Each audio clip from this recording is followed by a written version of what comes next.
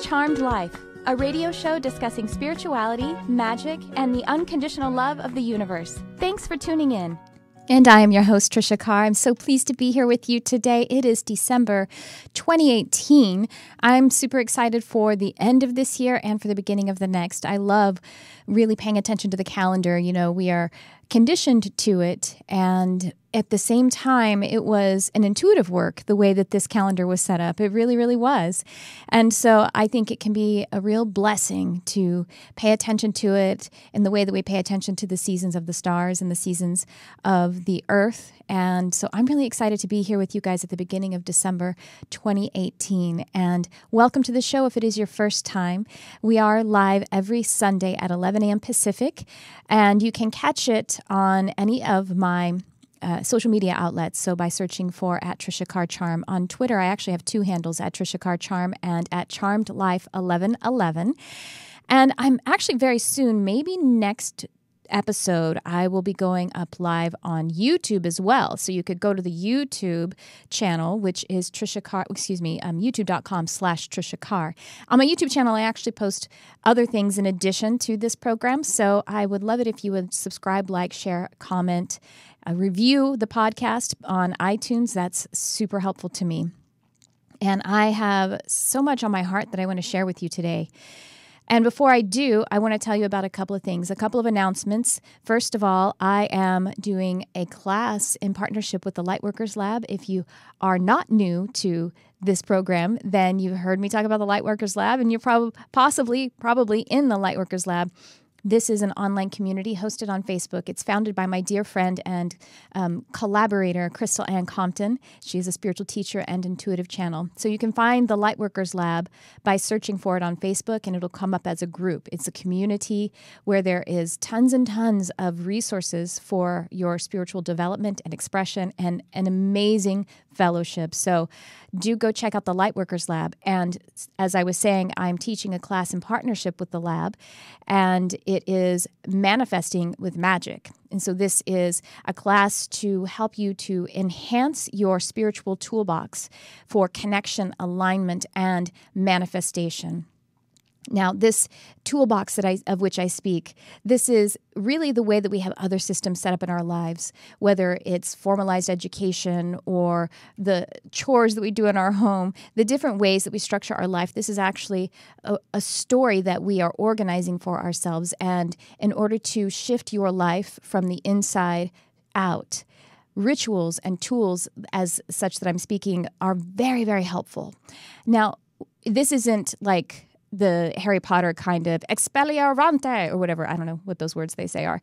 It's really an inner working process that directs your frequency onto and impresses it upon the quantum field, so you will actually see the changes in your life. So it goes in and it goes out. It's a really amazing way to actually consciously look at it so that you're not having your life by accident or by default.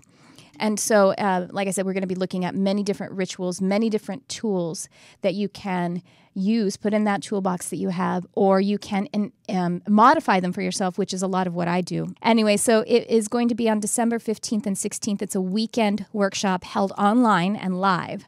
And you don't have to actually be there at the literal live presentation of it, because you'll have access to watch the replay. And then you'll also have access to question and answer in our private study group. So go check it out. The link is in the notes, the show notes here. And Kurt is also, hello, producer Kurt, is also posting it up if you're watching us live. But I'll tell you, he's like trying to, oops, she said hi to me. She said hi to me. There. I got to get my mic ready. So, but I'll go ahead and say it for the sake of those who are listening on the podcast. It's learn.lightworkerslab.com/advanced-divination-magic. We're going to be talking about divination tools. Also, if you are local to Los Angeles, I am teaching locally in person, and I'm teaching a development class, mediumship and psychic skills development class. It is on December 9th. That is the first one or the last one, I would say, for this year. It's going to be in Burbank. So go check that out. You can find that on my website, triciacarcharm.com. And if you just go to Healing Arts Academy, you'll be able to see a calendar where there's just everything that I'm doing at all times and an easy way for you to sign up for that. But that is also triciacarcharm.com/mediumship-Burbank. That's actually the link to it. So I would love it. The spaces are limited, and if you can't make it to this one, I'll be doing it about twice per month, starting in 2019, starting in January. All right, I think that is it. One more thing I want to share with you, and that is that I am teaching the Master Series, Archangels and Universal Laws. I'm teaching this Master Series directly into my Patreon community, and you could still join. We're still in a monthly cycle learning about Archangel Michael and the Law of One, and wow, some really crazy, powerful stuff has been shifting for me. And it is still available to you if you want to go to my Patreon community, patreon.com/Tricia Carr. All right, that's the end of the announcements. And welcome. I want to talk to you guys about a couple of things. I entitled this, The Voice of the Soul and the Path of Light. How can we clearly hear your soul's voice? How can you clearly hear the voice of your soul? And what is the voice of your soul? The soul's voice is actually that which is calling you forward. It is the governor, it is the guide and the compass to show your way to the path of light, to keep you connected to the path of light.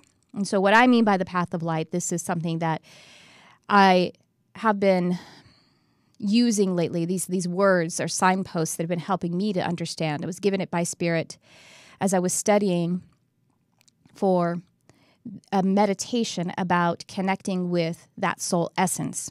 You see, the light of your soul, the energy of your soul, is the same essence of that of source energy. And the connection between your soul and source energy is light as well. So if you can imagine it almost like a tether, that is the path of light.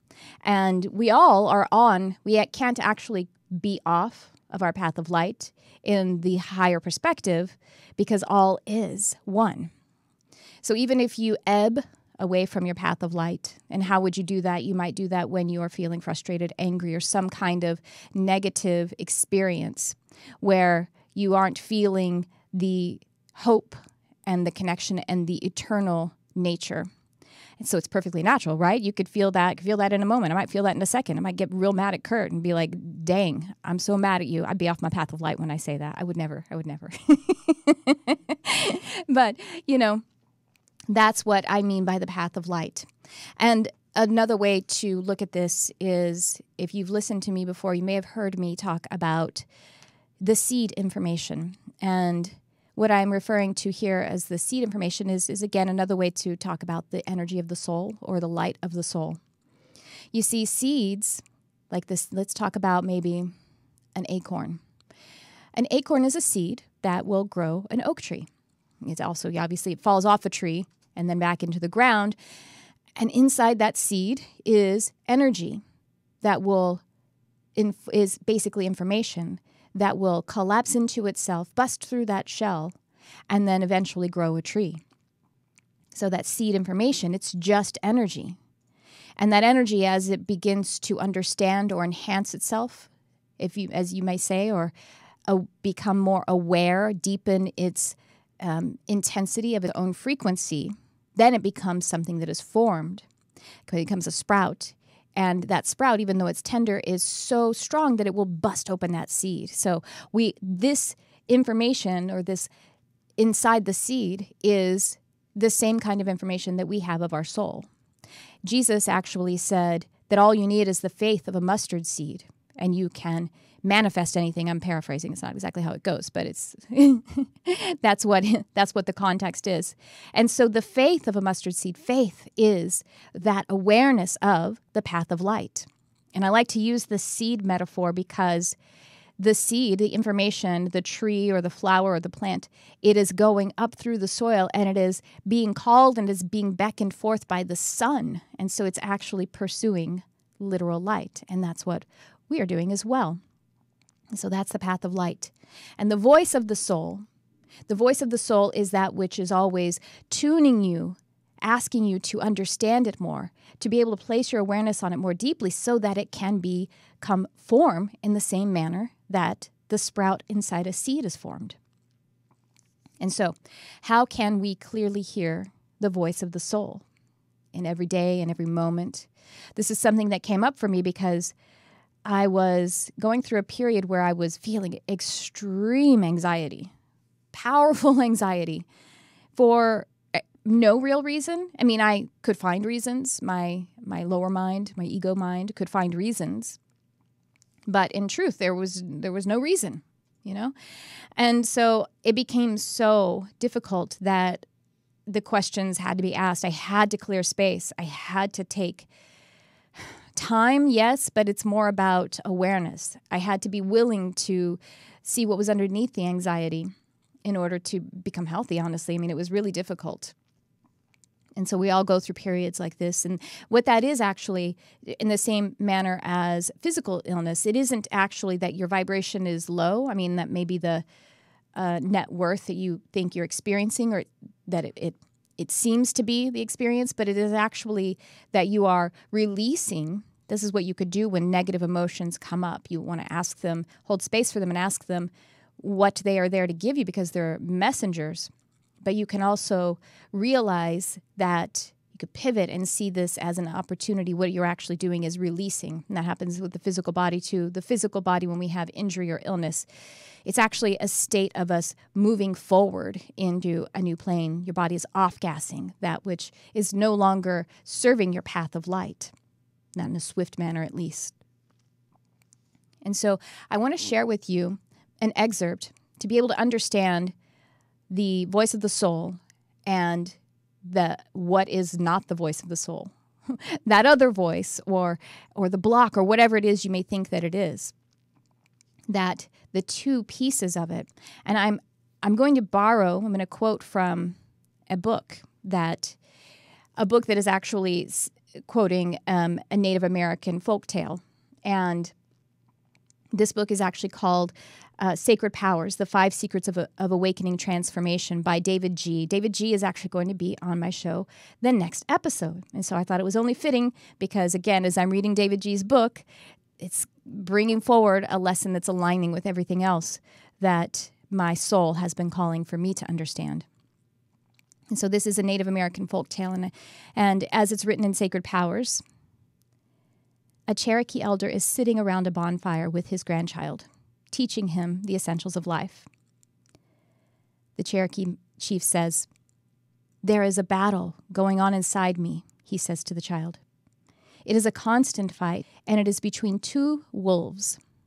One wolf is filled with anger, envy, jealousy, fear, regret, shame, greed, arrogance, self-pity, guilt, resentment, inferiority, false pride, superiority, and ego. The other wolf is filled with humility, gratitude, acceptance, patience, joy, peace, love, hope, kindness, empathy, generosity, truth, and compassion." He leans in close to his grandchild and whispers, "The same fight is going on inside you, my sweet boy, and inside every other person too." The child grows silent, thinking about the profound nature of this lesson, and then asks, "So, grandfather, which wolf will win?"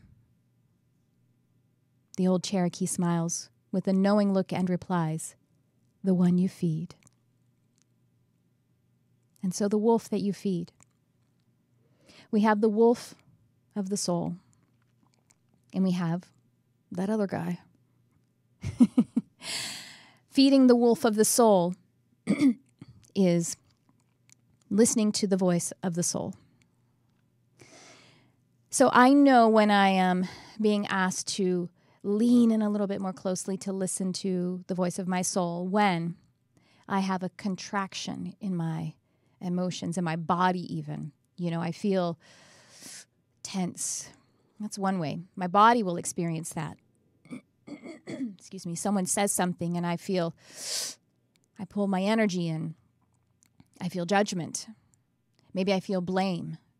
Sometimes you may feel shame or guilt, anything. It could be against yourself. It could be against another. It could be against an event or a system or things that are happening in the world or what's fair, if you feel disenfranchisement, anytime I feel blame or anytime I feel judgment, this is when I've stopped listening to the voice of the soul.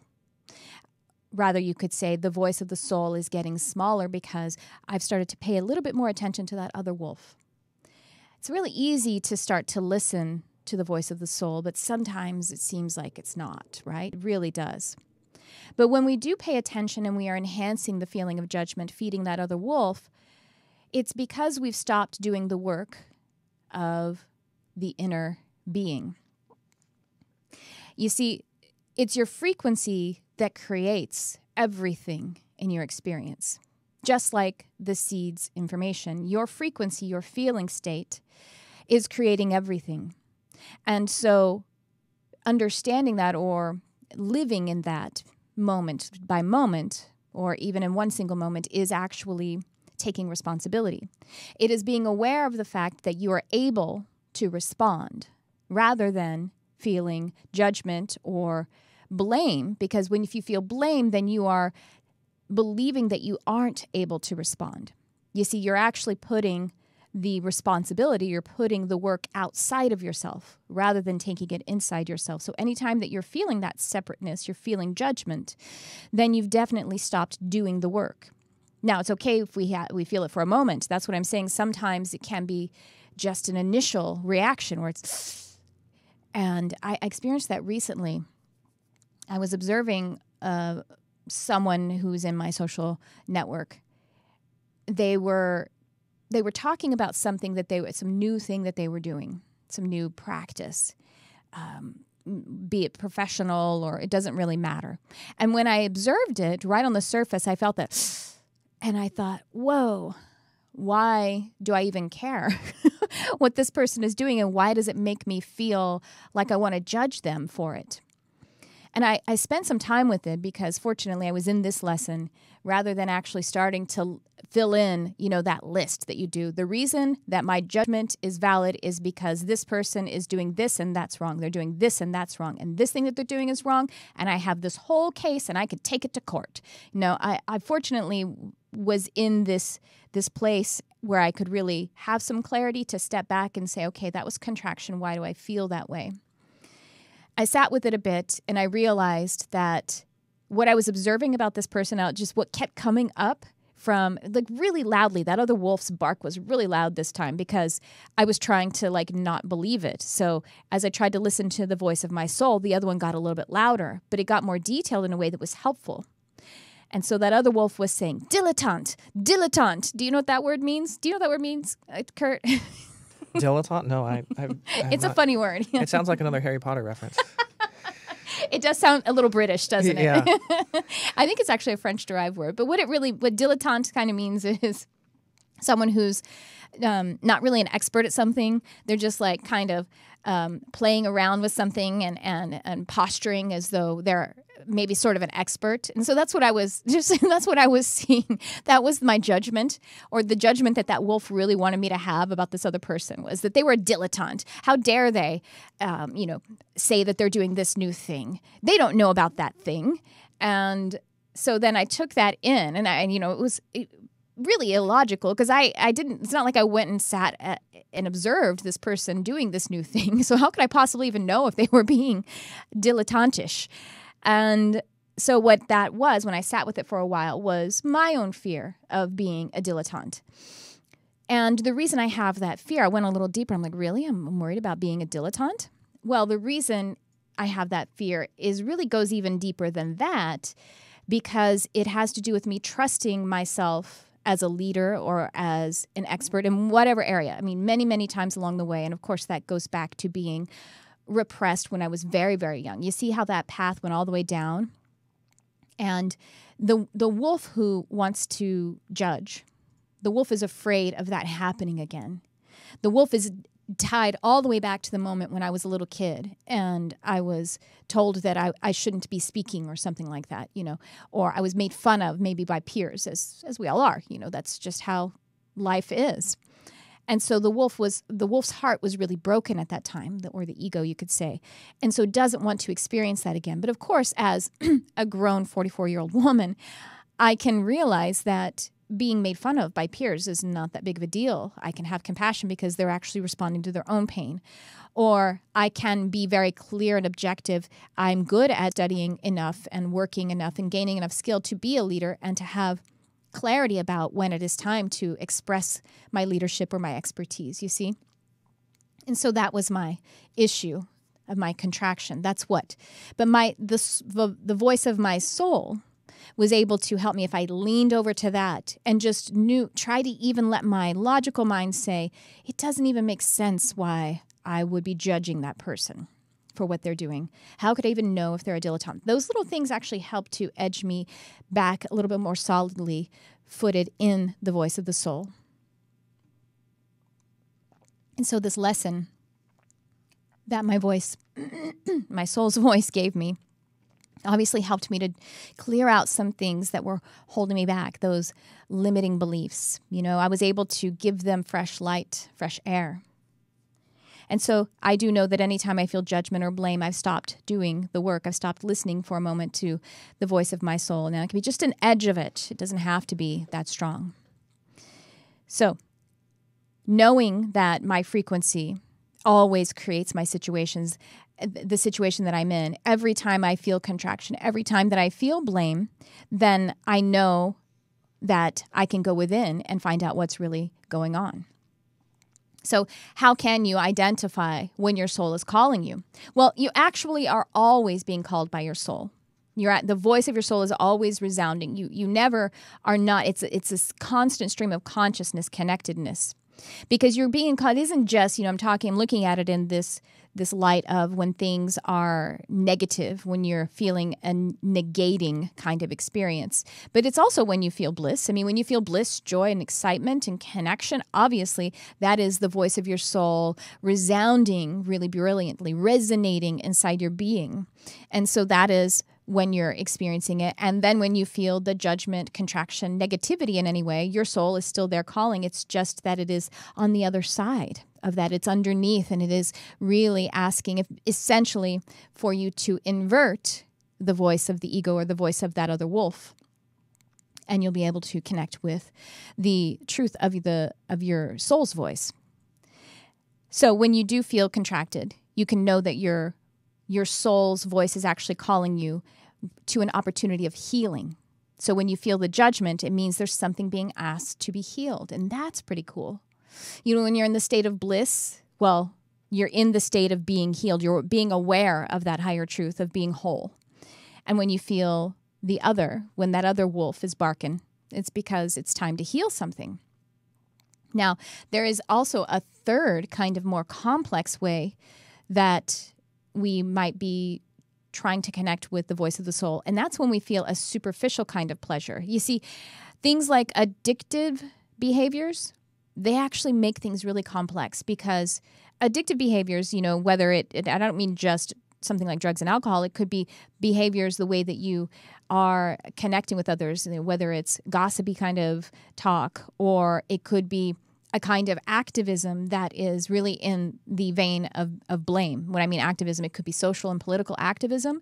And the habit of it is to be very angry and to be blaming and judging and casting your ruling over everyone. This person is bad and they do the wrong thing, and this is not happening as it should, and everybody is wrong in what they're doing. That is a kind of addictive behavior. And then, of course, there are things that we could put into our physical body, and that could be food. It could be other things, other kinds of behaviors that are pulling us forward in that kind of lustful way. And I don't know what other word to use besides lust, because there's also a positive side of lust when you actually are feeling passionate about something, in a way that is a positive hunger. But in that situation, it's very confusing, because you have a motivation to satiate this craving. And what's happening there is essentially your normal and natural drive to follow your passion is being hijacked by that other wolf. And so it's the same kind of energy beneath it, drive, motivation, passion, but it's being filtered through fear and separation rather than love and unity. I'll say that again. When we have a superficial kind of seeking, a pleasure, when we have an addictive urge, it's the same energy underneath, which is motivation and passion, but it's being filtered through separation and fear rather than unity and love. And so it gets a little more complex, but just knowing that you can judge which one, if there's judgment along that path rather than connection, light, and love, then you can take a step back.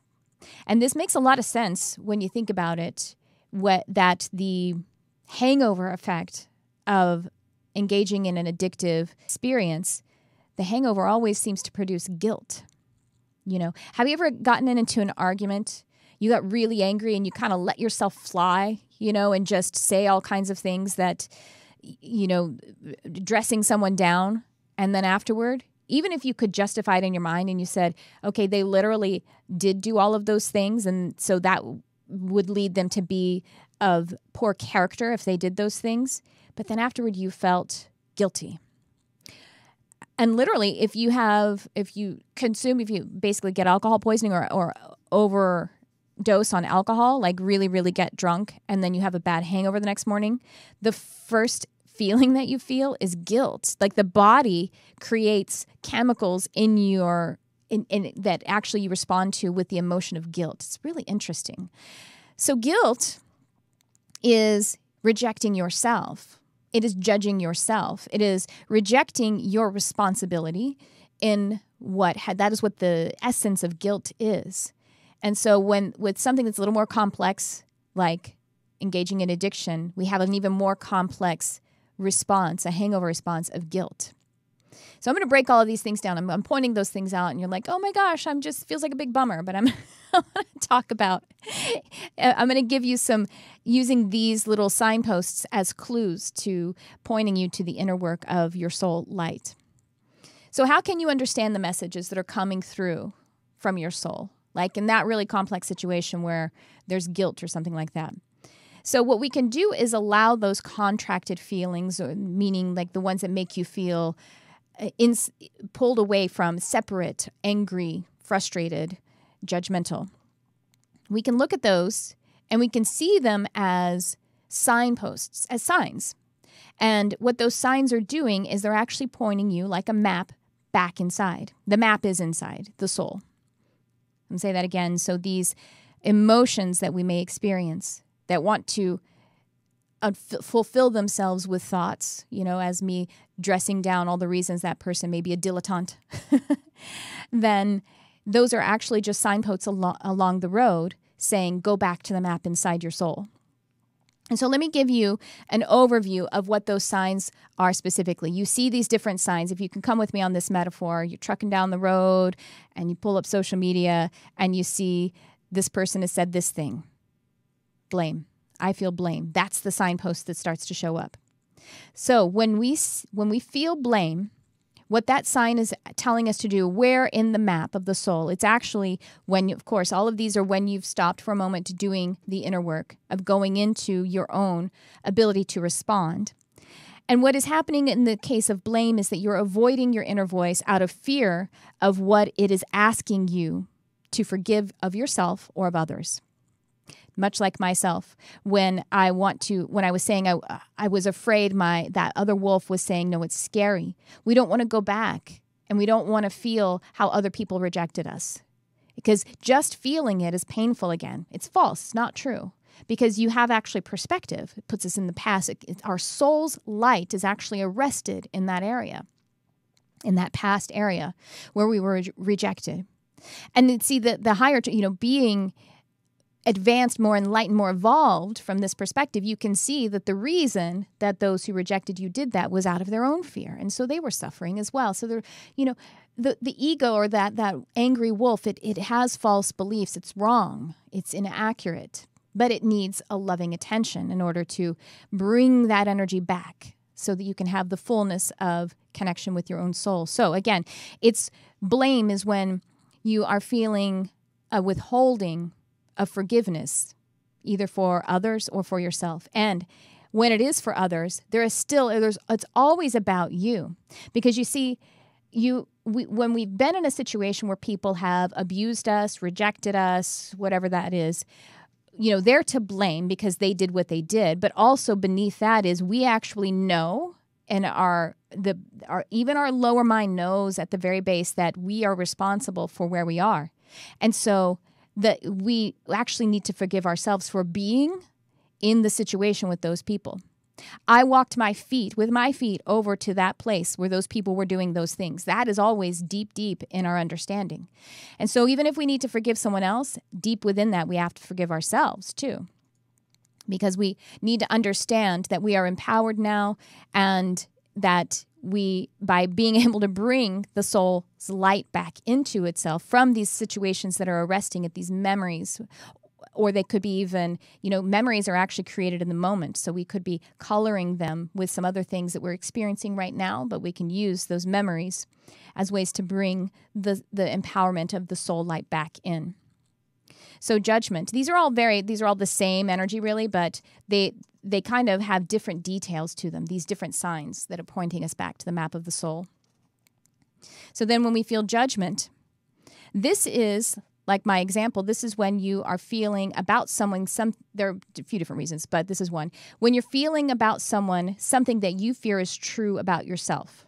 That's one thing. That's literally what I was doing when I saw the other person. I thought they were being a dilettante. And of course, as I continue to unpack it, there are other things to look at as well, the other fears that are ancillary. Sometimes it is because you were harmed by someone else who was expressing that characteristic.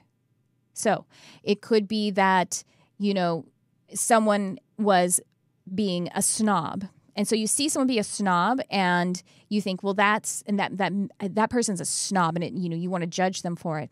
Now, you may not it may not be that you fear that you're a snob yourself. That might not really truly be the resonance that you find. It may be that someone else rejected you and you saw that was the moment that you judged them as being a snob, you see. So it may be echoing something else. But again, that is still saying forgive them, forgive yourself.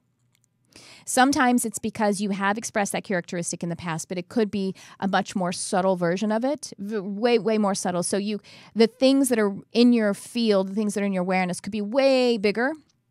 You are judging someone for murdering someone, and you have that really visceral response. Now, doesn't mean that you are potentially a murderer necessarily. Maybe you are. I don't know. If you are, thanks for being here because we need to help you. But no, it could be something many, many, many shades lighter than that. And it could also be that you are feeling a lack of trust in the process too. If someone is able to commit crimes on someone else, that means that this universe is unjust and unfair. And so you kind of need to forgive the universe in some cases.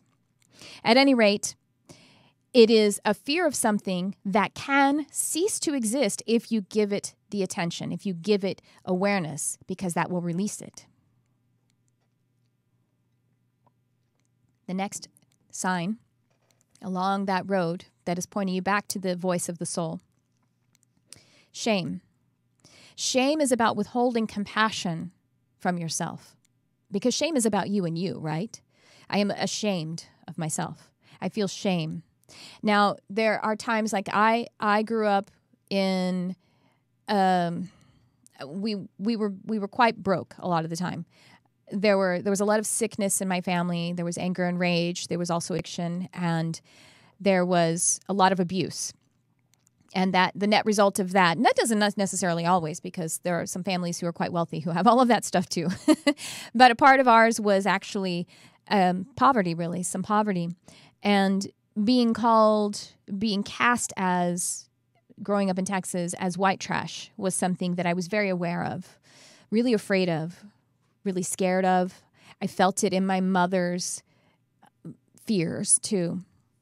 I felt it in just the society of this, this kind of subculture.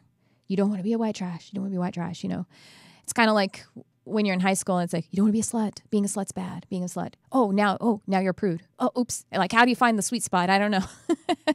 But this was about being seen as impoverished.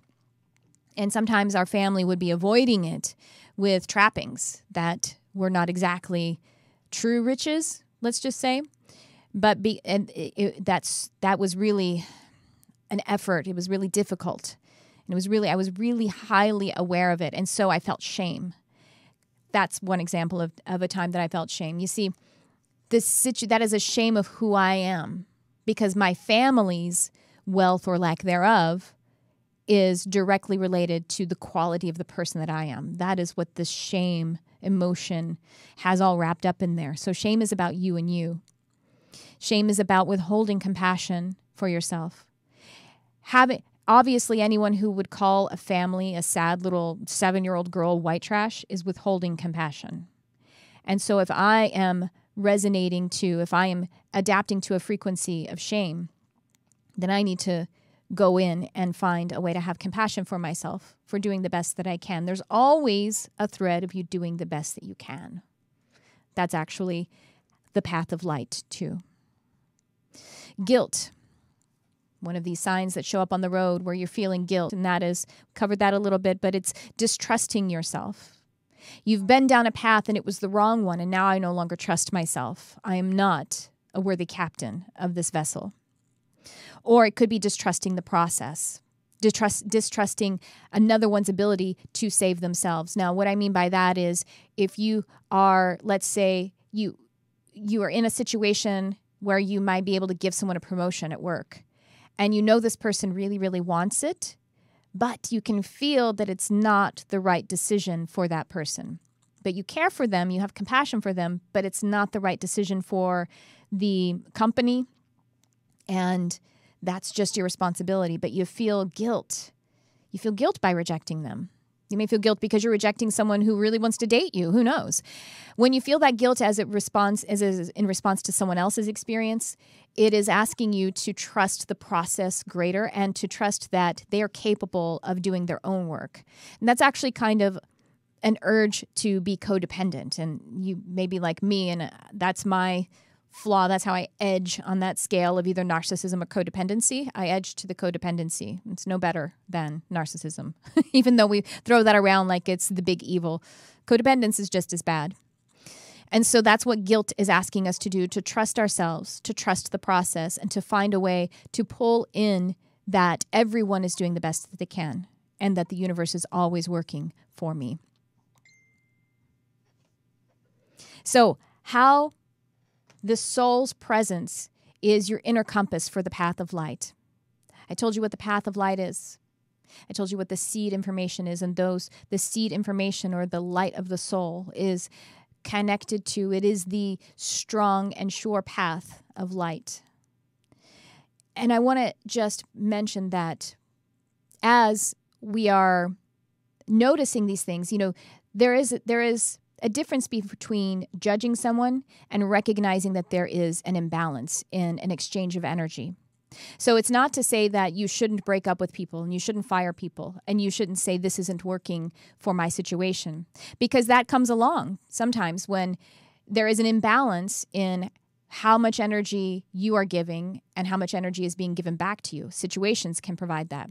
See, if we could just recognize that it's okay and normal and natural to recognize that there is an imbalance, then that can keep us from feeling judgment from that lower emotional sense.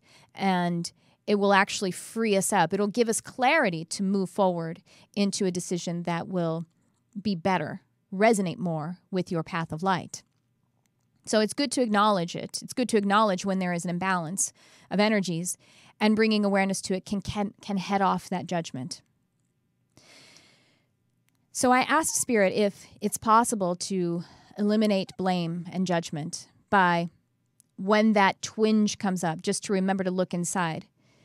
And when I asked that, of course that's possible. It doesn't mean I'm going to be perfect, even though it's possible, but I can certainly hold space for myself to believe that this possibility, or at least I can continue to enhance it.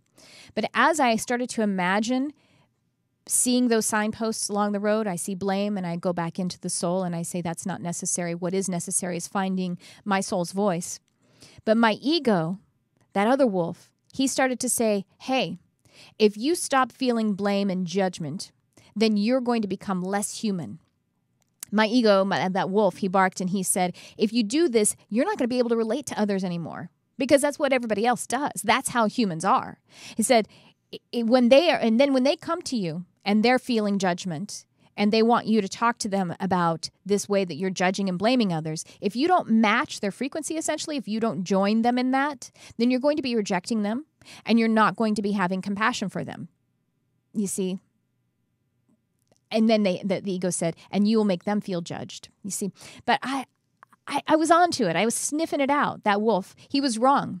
And I said back to my own wolf, that ego, I said, no, that is untrue. See, you showed your hand, ego. You can't tell me that feeling judgment is going to make the situation better. You see, I won't actually become less human if I can learn to see those signposts and listen to my soul's voice. I will become more human because it is more natural to be able to live that way directly from your soul light upon the path of light.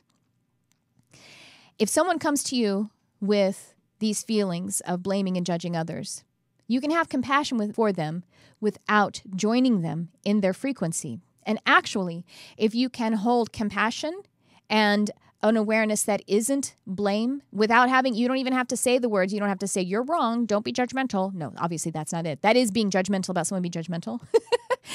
It's more of a feeling state, having compassion for them and then being able to connect it to hope and connect it to path. Like it could be that, hey, I hear you. I see you. There is an imbalance. That is something you could help facilitate you holding the space of compassion for them. But if you're able to hold the place of non-judgment for them, for whomever they are in battle with, that's going to feel like a relief to them. It's going to be offered to them because that will actually connect them back to their soul, or at least it's an offer to. And it certainly isn't helping by you joining, adding fuel to their fire. That's not what they want to feel. It isn't. It isn't what any of us want to feel. And so the soul is always calling you inward. And judgment is always trying to put the work outside of yourself. That's disempowering. Isn't it much better to know that I can feel freedom and resolution within myself?